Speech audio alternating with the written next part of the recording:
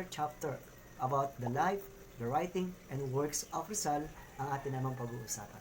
Okay, so this chapter guys is we're going to explore the Rizal different field. Okay, our interest from his well-known writing. Okay, so views on science and the scientific undertakings, artistic and the creative pursuit, and eventually the creations of an organization.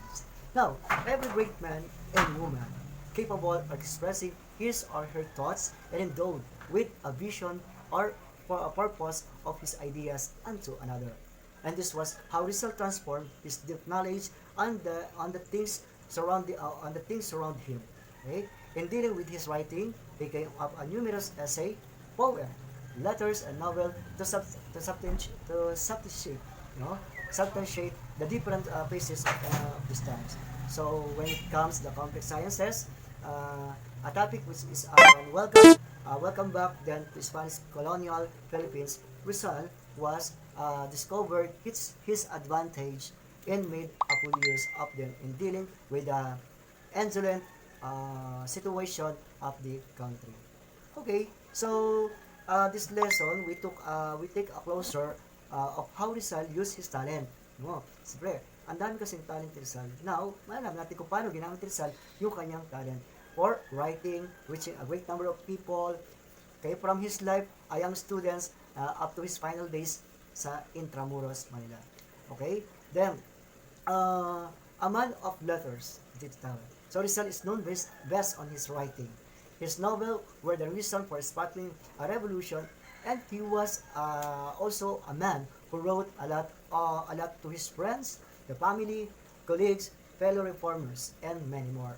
Aside from all the prose, and he also became known for he produced a poem that expressing a deepest desires on the hearts that not no essay, letters, or novel could materialize. And the first writings of Rizal is the Noli Me Tangere. Okay, the Noli Me Tangere is a Latin phrase. The Noli Me Tangere have a Latin phrase which is the Touch Me Not. Touch Me Not. That is came out in 1887. So napublish siya sa Berlin, Germany. And it was the first attempt to talk about the people while revealing the social ills and the complication of a Filipino people like himself and would have to live during the Spanish rule. And eventually, he became a massive hit, and it became his masterpiece.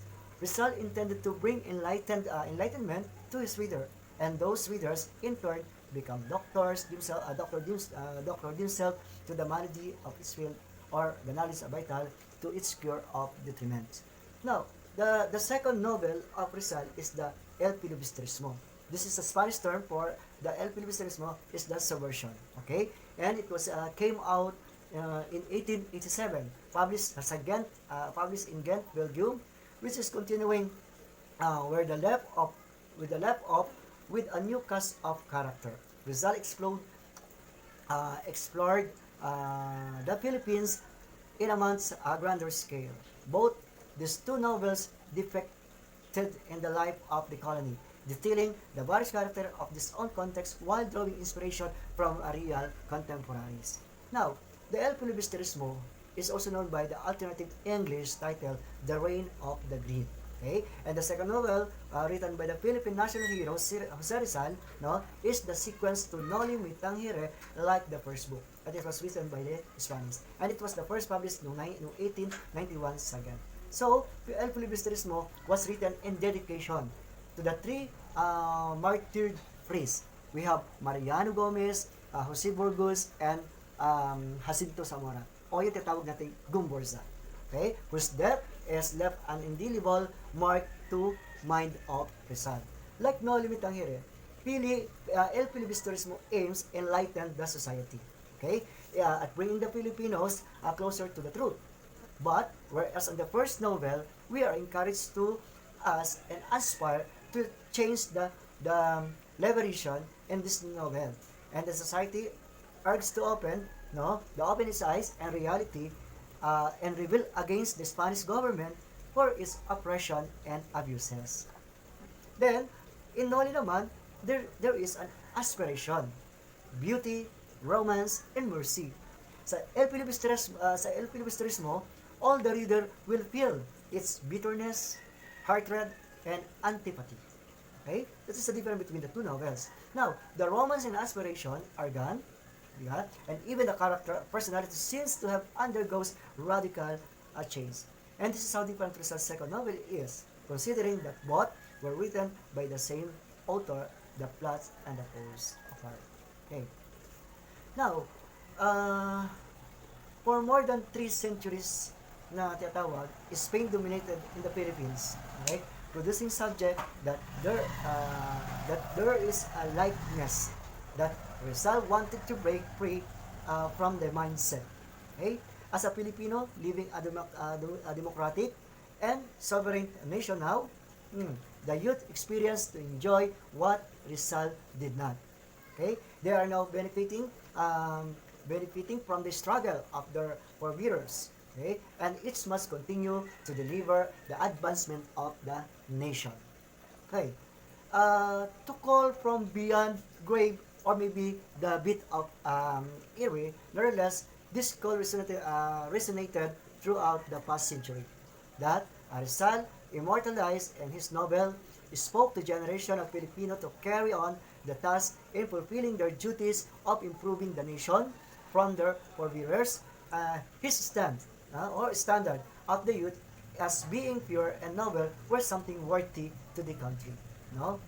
Its moment of youth dreams, it must be the good of the nation. And every minute of their working hour must be deliberately and aiming for something greater than them. Okay, the following are the selected poem of Rizal writing. Ang una rito ay ang ating sa aking mga kababata. This is for my fellow children. Now, a poem about love of one's native language written in Tagalog. Okay? Then Jose Rizal wrote, ginawa niya to noong 1869 at the age of 8 years old, 8 taon gulang. And the poem was widely taught in Philippines school to point out Rizal pre-consciousness and early development of his nationalistic idea. Next is, through education, our motherlands receive light. Okay? Rizal wrote this poem in the year 1876 at the age of 15. Yan. And it was written in Ateneo, the Municipality of Manila. The poem was written during the Spanish government. Okay? Now, ano ang nilalaman ng tulang ito? The poems tell us how education is important to every human. Because without education, we cannot reach our goals in life. Aside from that, it is also one of the most effective way to make our country proud. And no one can steal it to us. Okay? So education is the most precious gift and treasured that motherland can give to us. Education is the key to success. Yan. And the third poem is the ultimate alliance between religions and good education. Now, this poem he wrote to show the importance of relationship between religion and education. Okay? And during the summer of April in 1876, before entering his 5th year in Ateneo Municipal in June, Jose Rizal, a previous turning 15, wrote his poem along his for educational or received illustre La Patricia. Okay? Then, the next poem is The Filipino. Okay? So it was the first Spanish poem written by the Filipino, which is gained recognition among known Spanish authors. This poem contained the first time that the nationalistic or settled sentiments insinuating that Filipino and not the foreigners were the fear of hope of the fatherland. Okay? Then, so the next one is the flower of the Heidelberg. Okay? The Heidelberg. Now, when and where? Dr. Jose Rizal wrote the poem. Las Flores de Heidelberg on April 22 in 1886. Ang ganda nito, no?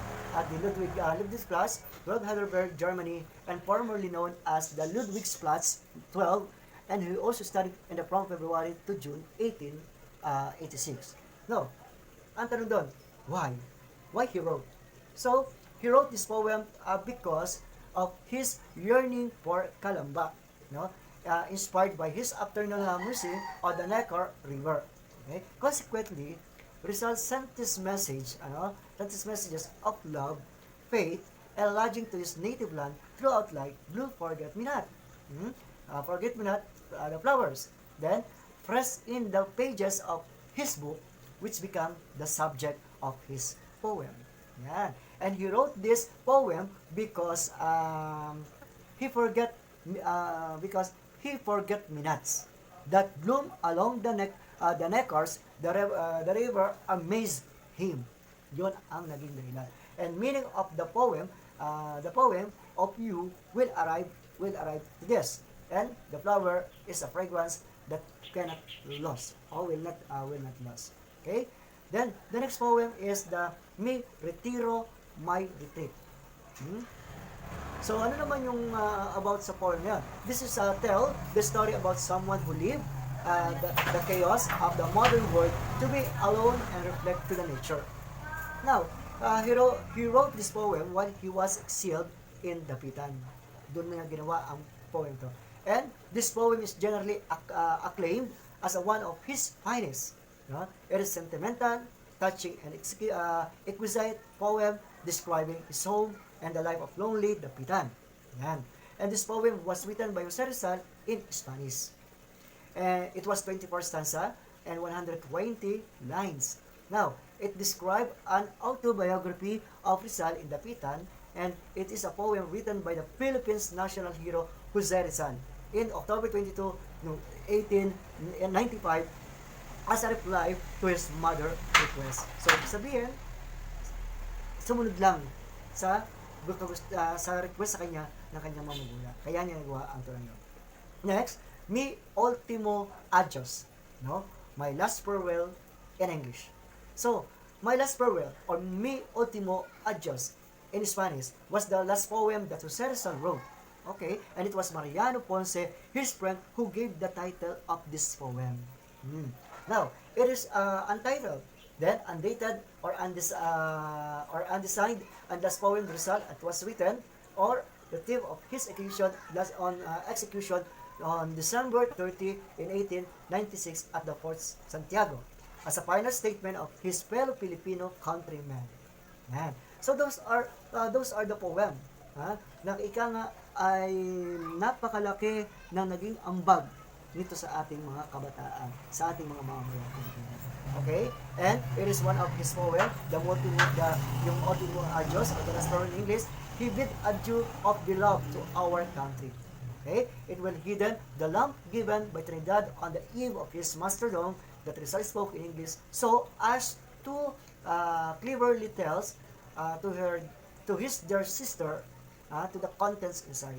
Then later this letter was translated by the Supremo Bonifacio in Tagalog, okay, as Pahimakas ni Dr. Jose Rizal.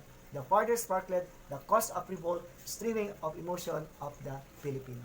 So yan yung nilalaman at yan yung mga nagawa ni Rizal o kanyang mga nasulat ni Rizal. Mga diyan niya ginamit ang kanyang husay, ang kanyang talino, ang kanyang galing sa paggawa ng mga tula. Hoping na nagustuhan niyo lahat ang kwento ng Lesson 8 na ito na Rizal. Thank you very much. Magandang araw sa ating lahat.